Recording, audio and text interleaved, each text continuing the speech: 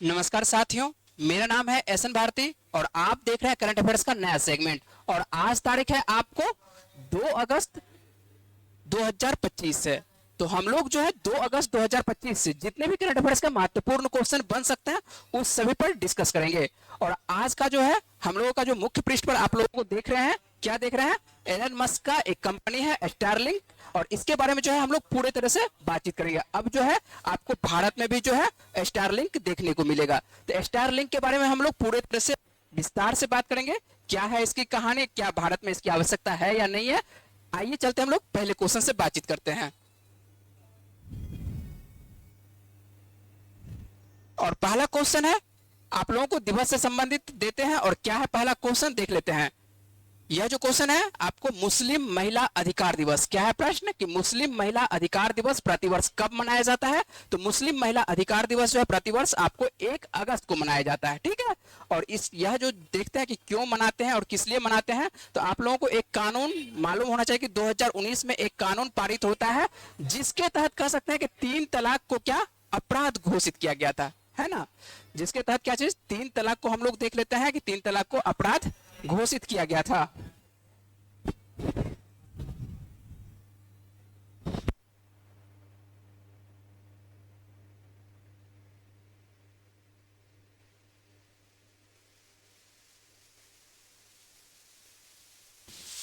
चलिए आइए स्टार्ट कर लेते हैं।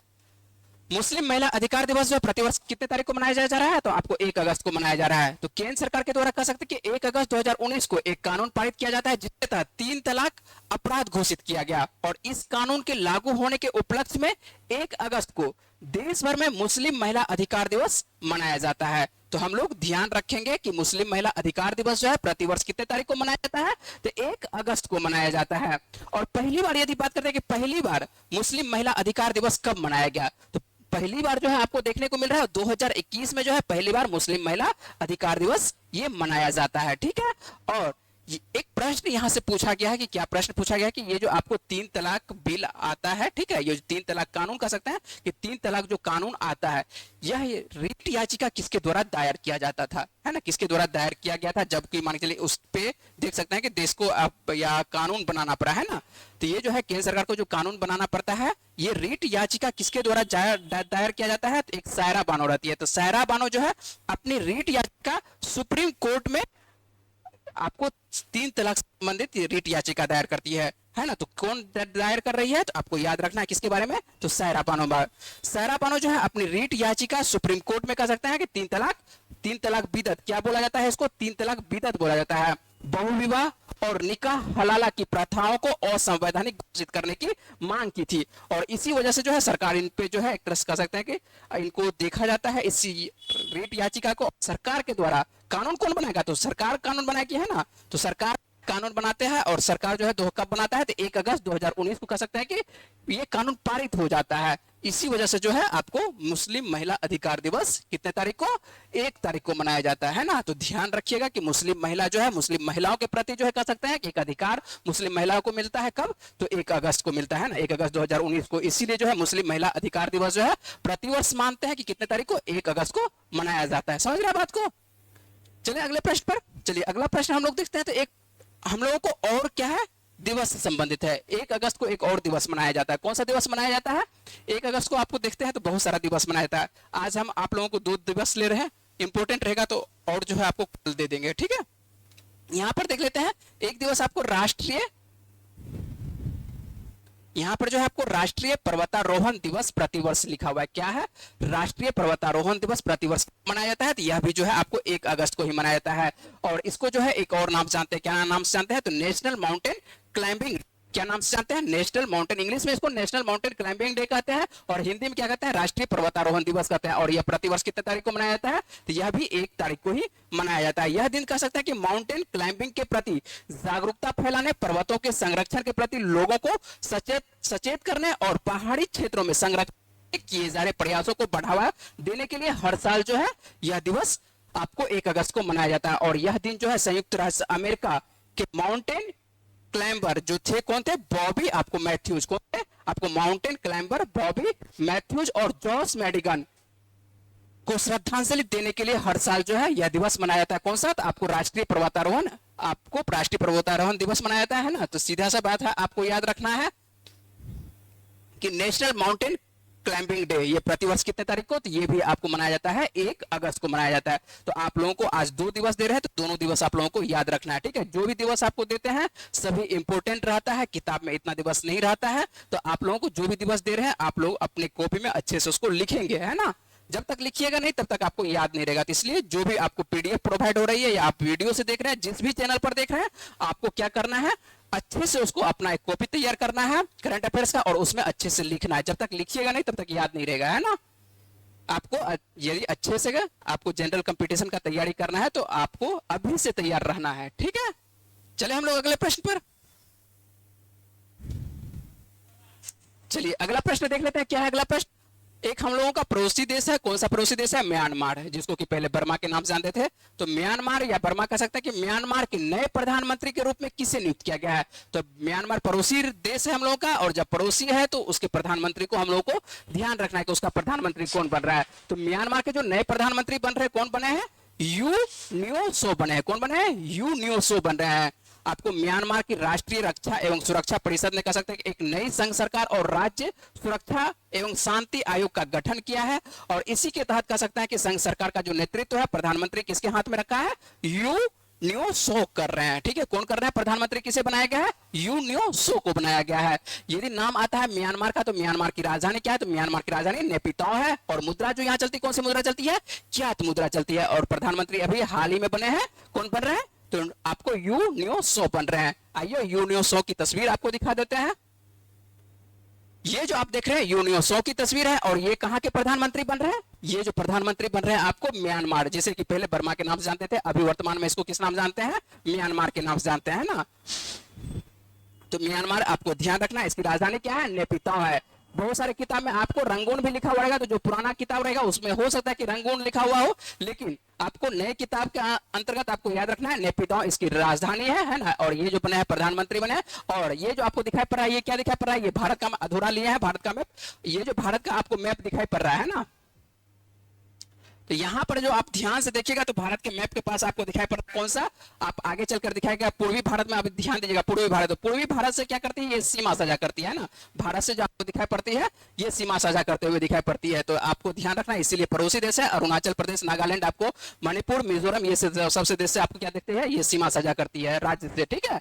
तो सीमा साझा करती है अरुणाचल प्रदेश, नागालैंड, मणिपुर, मिजोरम, ये सबसे क्या करती है? सीमा साझा करती है। तो हम लोग चलते हैं, अभी ज्योग्राफी पर नहीं जाएंगे, अभी ध्यान रखना है इतना। ये आपको ज्योग्राफी के वाले जो सर होंगे आपको विस्तार से यहाँ पर बात करेंगे, ठीक है। हम आपको सिर्फ करंट अफेयर्स पे रहते हैं। करंट अफेयर्स के अंतर्गत जो प्रश्न बनने वाला है, और पड़ोसी देश है, इसलिए हम दो लोग क्या करेंगे? ध्यान रखेंगे, ठीक है। चलिए हम लोग अगले प्रश्न पर चलिए। और अगला प्रश्न जो है आप लोगों के लिए बहुत महत्वपूर्ण है, और ये प्रश्न आप देखे थे, क्या देखे थे कि मुख्य पृष्ठ पर यही प्रश्न था, है ना। क्या है प्रश्न? अच्छे से देखते हैं।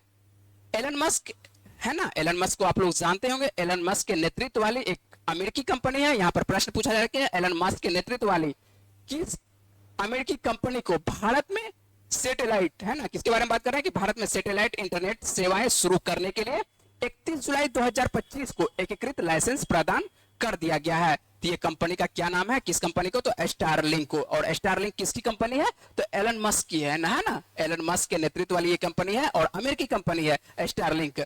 तो आने वाले दिनों में आपको स्टारलिंक देखने को मिलेगा भारत में। तो भारत का जो वर्तमान में यदि बात करते हैं केंद्रीय दूरसंचार मंत्री कौन है? तो केंद्रीय दूरसंचार मंत्री हम लोग देखते हैं कौन है? तो ज्योतिरादित्य सिंधिया है, और इन्हीं के नेतृत्व में कह सकते हैं कि स्टारलिंक को भारत में उपग्रह सेवा शुरू करने के लिए लाइसेंस दिया गया है ना। तो भारत में जो है किस कंपनी को? तो स्टारलिंक को। सीधी सी बात है कि किसको लाइसेंस जो मिलेगा, किससे मिलेगा? दूरसंचार कंपनी से मिलेगा, और दूरसंचार मंत्री अभी वर्तमान में कौन है? तो ज्योतिरादित्य सिंधिया है, और इन्हीं के द्वारा ये जो आपको देखने को मिल रहा है स्टारलिंक को भारत में उपग्रह सेवा शुरू करने के लिए क्या कर दिया गया है? आपको लाइसेंस मिल गया है। स्टारलिंक को भारत में कह सकते हैं कि सैटेलाइट इंटरनेट सेवा शुरू करने के लिए एकीकृत लाइसेंस प्रदान कर दिया गया है। तो आप लोग ये ध्यान रखेंगे कि स्टारलिंक, और जब स्टारलिंक के नाम आया है ना कि स्टारलिंक, तो स्टारलिंक है क्या? एक तो आपको पहले ही बता चुके हैं, एक बार फिर से बात कर लेते हैं कि स्टारलिंक जो आपको देखने को मिल रहा है, स्टारलिंक एक सैटेलाइट क्या है? स्टारलिंक तो स्टारलिंक जो है एक सैटेलाइट इंटरनेट कंपनी है जो स्टारलिंक सर्विसेज एलएलसी द्वारा संचालित है, जो अमेरिकी एरोस्पेस कंपनी स्पेस एक्स की पूर्ण स्वामित्व वाली सहायक कंपनी है, जो कितने देशों को कवरेज प्रदान करती है? 80 देशों को। ठीक है, समझ सकते हैं कितने देशों को यहां पर कवरेज प्रदान कर दिया जा रहा है स्टारलिंक के द्वारा? तो 80 देशों को आपको कवरेज प्रदान कर रही है। और इसी के तहत देख रहे हैं कि एक और देश में ये पैर पसार रहा है। किस देश में? अपने भारत में, क्योंकि यहाँ पर जनसंख्या क्या है? बहुत ज्यादा है, सर्वाधिक जनसंख्या यहाँ पर देखने को मिल रहा है। और इसी वजह से जब यहाँ पर आएगी कंपनी को क्या देखने, कंपनी को भी फायदा मिलेगा और यहाँ का जो मान चलिए कि जो जनसंख्या है या आम जनमानस है उनको भी क्या कर सकते हैं कि फायदा देखने को मिलेगी, है ना। तो इसका लक्ष्य जो है वैश्विक मोबाइल ब्रॉडबैंड की पेशकश करना भी है। और स्पेस एक्स यदि बात करते हैं कि ये उपग्रह लॉन्च करना कब शुरू किया था, खास करके स्टारलिंक के बारे में बात कर रहे हैं, तो ये जो आपको स्पेस एक्स 2019 में स्टारलिंक के उपग्रहों को क्या करना शुरू किया था, तो स्टारलिंक के उपग्रहों को 2019 से स्टार्ट किया है। और 2019 से देख सकते हैं कितना जल्दी ये अपना पैर पसारा है, कितने देशों में? 80 देशों में, है ना। और अब भारत में भी, भारत में मान चलिए बहुत दिनों से कह सकते हैं ये प्रयास में था कि यहाँ पर इसको लाइसेंस मिले, लेकिन भारत सरकार के द्वारा क्या कर सकते हैं, इसको एक तरह से समय को आगे बढ़ाया जा रहा था।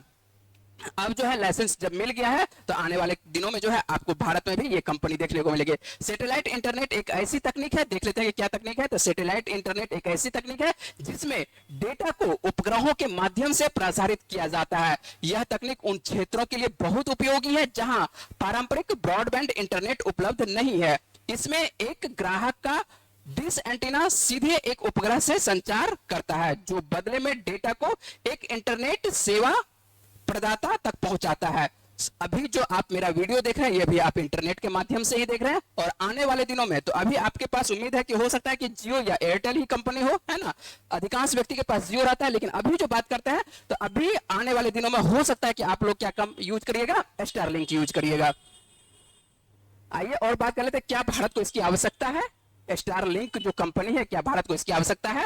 तो देख लेते हैं। तो भारत में सैटेलाइट इंटरनेट की क्या, अब यहां पर थोड़ा सा सुधार करना है आपको, प्रश्नों को क्या करना है, सुधार, इसको क्या करना है ना, थोड़ा सा यहां पर सुधार कर लीजिएगा। क्या भारत क्या है, एक विशाल देश है जहां कई दूर दराज और दुर्गम क्षेत्र है और इन क्षेत्रों में पारंपरिक ब्रॉडबैंड इंफ्रास्ट्रक्चर स्थापित करना बहुत मुश्किल है और महंगा भी है। और सैटेलाइट इंटरनेट यहां एक किफायती और सुलभ विकल्प प्रदान करता है। इसके अलावा यह उन क्षेत्रों के लिए भी बहुत महत्वपूर्ण है जहां प्राकृतिक आपदाओं के कारण पारंपरिक संचार व्यवस्था बाधित हो जाती है। और यह उन क्षेत्रों में इंटरनेट पहुंच सकता है, कह सकते हैं कि यह सीधी सी बात है कि यह उन क्षेत्रों में इंटरनेट पहुंचा सकता है जहां केवल फाइबर ऑप्टिकल लाइनें स्थापित करना बहुत मुश्किल है।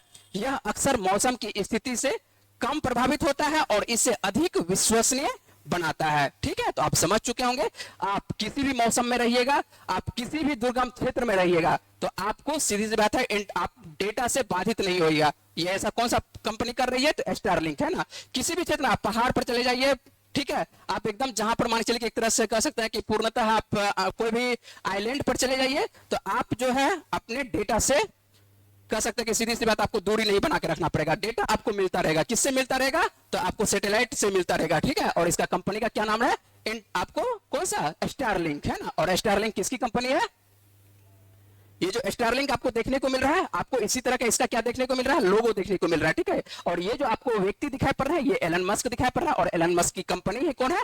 स्टारलिंक है। और ये भारत में भी अब अपनी पहुंच बना चुका है। ठीक है, तो ध्यान रखेंगे स्टारलिंक के बारे में और अच्छे से इस प्रश्न को कवर किए हैं, आप पूरे विस्तार से इस प्रश्न को देखेंगे। ठीक है, चलते हैं अब देख लेते हैं क्या क्या प्रश्न अब है। हाल ही में नौसेना उप प्रमुख के रूप में किसने पदभार ग्रहण किया है? तो देख लेते हैं कि हाल ही में नौसेना उप प्रमुख के रूप में किसने पदभार ग्रहण किया है? तो वाइस एडमिरल संजय वात्सायन। तो ये आप ध्यान रखिएगा, सीधा सा प्रश्न है कि वाइस एडमिरल संजय वात्सायन। यहां से जो है आपको सीधा सा एक वन लिनियर के रूप में क्वेश्चन पूछा जाता है कि एडमिरल संजय वात्सायन जो है क्या बने हैं? तो उप प्रमुख बनाया गया, नौसेना का क्या बनाया गया? उप प्रमुख बनाया गया। और ये जो आप तस्वीर देख रहे हैं संजय, आपको क्या एडमिरल संजय वात्सायन की ये तस्वीर देखने को मिल रही है ना। चलिए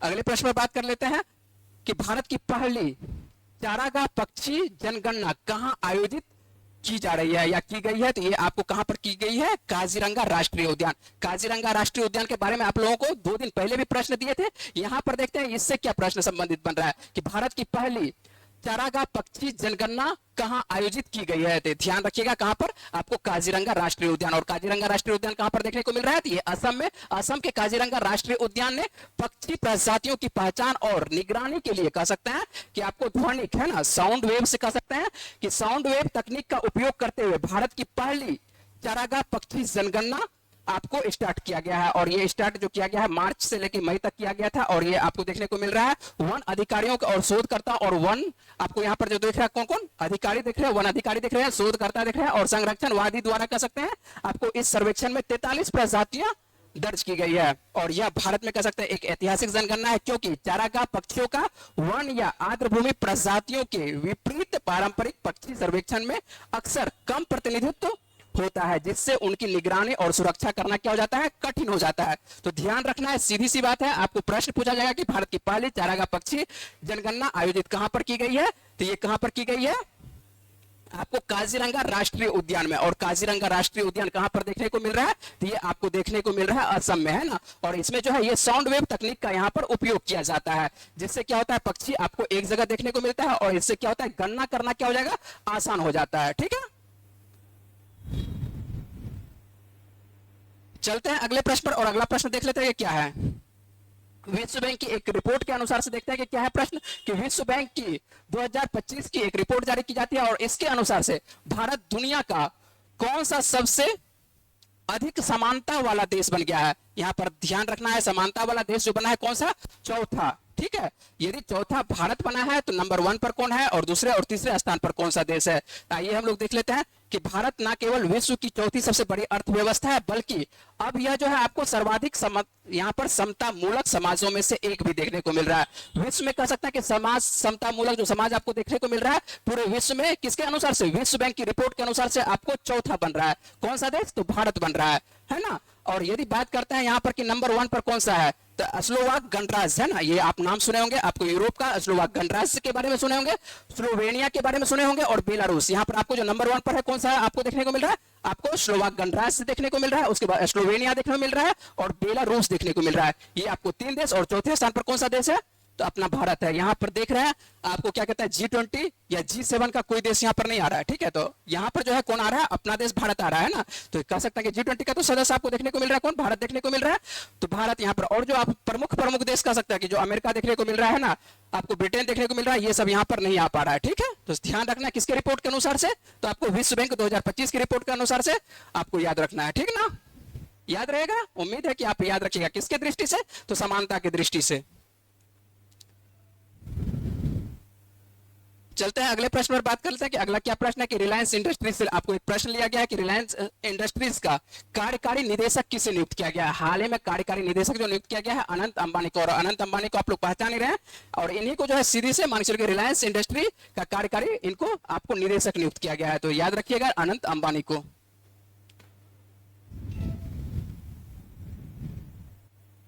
चलिए अगले प्रश्न पर बात कर लेते हैं।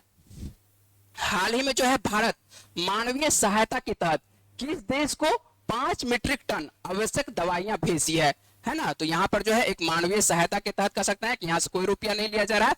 तो भारत जो है हाल ही में मानवीय सहायता के तहत किस देश को आपको 5 मीट्रिक कह सकते हैं कि 5 मीट्रिक आवश्यक दवाइयां भेजी है। तो ये आपको कौन सा देश को, सीरिया को भेजा गया है ना। तो हाल ही में कह सकते हैं भारत जो है अपने निरंतर बहुत सारे देशों को भेजा गया है मानवीय सहायता, उसमें से आपको एक देश देखने को मिल रहा है कौन सा, हाल फिलहाल में फिजी को भी भेजा गया था। यहां पर जो हम लोग देख रहे हैं तो यहां पर देख रहे हैं किसके बारे में, आपको सीरिया के बारे में। और सीरिया को जो है 5 मीट्रिक टन आवश्यक कर सकते हैं कि दवाइयां भेजा गया है। और इसमें यदि देखते हैं कि प्रमुख जो दवाइयां हैं किसके लिए, तो कैंसर रोधी दवाई है, एंटीबायोटिक्स है और उसके बाद उच्च रक्तचाप रोधी दवाई है, जो कि मान चलिए जीवन के रक्षक की दवाई के अंतर्गत ये सब दवाई आती है। और यह प्रयास जो है वैश्विक मानवीय सरकारों के लिए कह सकते हैं कि प्रति भारत की दीर्घकालिक प्रतिबद्धता और दीर्घकालिक संकटों से जूझ रहे देशों के प्रति क्या कह सकते हैं, एक तरह से समर्थन को दर्शाता है। तो ध्यान रखना है आपको कि सीरिया को जो है भारत के द्वारा मानवीय सहायता भेजा गया है और इसमें जो है 5 मीट्रिक टन क्या भेजा गया है, दवाई भेजी गई है ना। और सीरिया में आप लोगों को देखने को मिल नहीं रहा है कि मान चलिए कभी कुछ ना कुछ यहाँ पर आपको एक तरह से क्या कह सकते हैं कि लड़ाई झगड़ा होते रहता है। और इसी वजह से कह सकते हैं कि यहाँ पर क्या जो सरकार है थोड़ा सा अस्थाई सरकार नहीं बन पा रही है। और इसी वजह से कह सकते हैं कि भारत सरकार के द्वारा कुछ ना कुछ यहाँ पर इसको क्या किया जा रहा है, एक मानवीय सहायता दिया जा रहा है। किसको? तो ये सीरिया को। चलिए अगले प्रश्न पर बात कर लेते हैं, जल्दी से कवर कर लेते हैं। किस विधायी निकाय ने मणिपुर में राष्ट्रपति शासन को जो है फरवरी 2026 तक बढ़ाने की मंजूरी दी है? तो 2026 तक यहां पर ध्यान रखिएगा। अभी जो है किस राज्य में आपको राष्ट्रपति शासन लगा हुआ है? तो राष्ट्रपति शासन लगा हुआ है आपको कहां पर? मणिपुर में लगा हुआ है। और मणिपुर में मान चलिए कि 6 महीना पूर्व चुका है। तो जब 6 महीना का समय हो चुका है, तो जब 6 महीने का जैसे समय हुआ है, तो क्या इसको बढ़ाया जाएगा या नहीं बढ़ाया जाएगा? तो इसका निर्णय कौन लेगा? तो इसका निर्णय लेगा कौन? लोकसभा लेगा। ठीक है, और जैसे ही लोकसभा लेगा तो यहां पर आपको ध्यान रखना, ये कब तक के लिए बढ़ा दिया गया? फरवरी 2026 तक के लिए बढ़ा दिया गया। तो लोकसभा कह सकते हैं कि लोकसभा मणिपुर में राष्ट्रपति शासन को 13 अगस्त 2025 से आगे 6 महीने के लिए, कितने दिनों के लिए बढ़ाया जाता है? या ये आप लोग पढ़े होंगे, पॉलिटी में पढ़े होंगे, कितने दिनों के लिए बढ़ाया जाता है? तो ये 6 महीने के लिए बढ़ाया जाता है। 6 महीने के लिए जो है आपको ये मंजूरी दे दी गया है लोकसभा के द्वारा, जिससे राज्य पर जो कह सकते हैं कि केंद्र का नियंत्रण फरवरी 2026 तक क्या रहेगा? बना रहेगा। और यह निर्णय जो है मणिपुर में शांति और स्थिरता बनाए रखने के लिए लिया गया है, जो जातीय तनाव और अशांति से प्रभावित रहा था। बीच में आप देखेंगे कि यहाँ पर मणिपुर में क्या रहा था, कुछ ना कुछ यहाँ पर आपको तनाव देखने को मिल रहा था। और इसी वजह से कह सकते हैं कि गृह मंत्रालय के इस आश्वासन के साथ यह वैधानिक प्रस्ताव पारित किया गया है कि राष्ट्रपति शासन लागू होने के बाद कानून व्यवस्था में उल्लेखनीय सुधार हुआ है और न्यूनतम मौतें हुई है। और भारतीय संविधान के अनुसार कह सकते हैं कि राष्ट्रपति शासन को हर 6 महीने में संसदीय अनुमोदन से ही ये बढ़ाया जा सकता है, जिससे इस शासन संबंधी कदम में लोकसभा की भूमिका एक महत्वपूर्ण हो जाती है। तो आपको ध्यान रखना है कि हाल फिलहाल में आपको कहां पर, मणिपुर में तो वैसे आप लोग जानते हैं कि एक ही राज्य में अभी लगाया हुआ है। तो आपको मणिपुर में, तो मणिपुर में आपको क्या बढ़ाया गया है? राष्ट्रपति शासन को क्या कर दिया गया? आगे के लिए बढ़ा दिया गया है। तो यहां तक आज का प्रश्न था। हम लोग जो है आप लोगों से पूछते हैं, एक प्रश्न पूछते हैं। सबसे पहले कल जो आप लोगों से प्रश्न पूछे थे उसका सही आंसर क्या है देख लेते हैं जल्दी से। निम्न में से किस शहर में भारत का पहला हिंदी माध्यम से, आपको जो देखने को मिल रहा है, क्या देखने को मिल रहा है कि हिंदी माध्यम से जो एमबीबीएस कॉलेज बनाया गया है। तो कहां पर हिंदी माध्यम से एमबीबीएस कॉलेज पहली बार आपको देखने को मिल रहा है? आपको कहां पर? मध्य प्रदेश में। और मध्य प्रदेश के किस शहर में? तो इसका सही आंसर जो होगा क्या होगा? जबलपुर होगा। कहां पर आंसर होगा? ये जबलपुर होगा, जो आपको देखने को मिल रहा है कि भारत का पहला हिंदी माध्यम का क्या? MBBS college. तो अब जो है मेडिकल की पढ़ाई आप हिंदी में भी कर सकते हैं। कहां से? तो आप जबलपुर से कर सकते हैं। ठीक है, हम लोग आज का प्रश्न ले लेते हैं। और आज का प्रश्न क्या है जल्दी से देख लेते हैं। इस प्रश्न को आपको मैंने कल पूरे विस्तार से बताया, तो आइए देख लेते हैं। निम्न में से किसे सशस्त्र सीमा बल का 26वां महानिदेशक नियुक्त किया गया था? इसका सही आंसर आपके पास जो लग रहा है, 4 ऑप्शन में से क्या आपको आंसर लग रहा है कि क्या होना चाहिए? तो आप इसका आंसर देना है कहां पर? आपको कमेंट बॉक्स में देना है। जो भी आपको आंसर उचित लग रहा है तो आप आंसर देने की कोशिश करिएगा। कहां पर? कमेंट बॉक्स में। जिस भी चैनल पर देख रहे हैं आप, उस चैनल पर, अपने चैनल पर जाना है, आपको कमेंट बॉक्स में इसका जवाब देना है। ठीक है,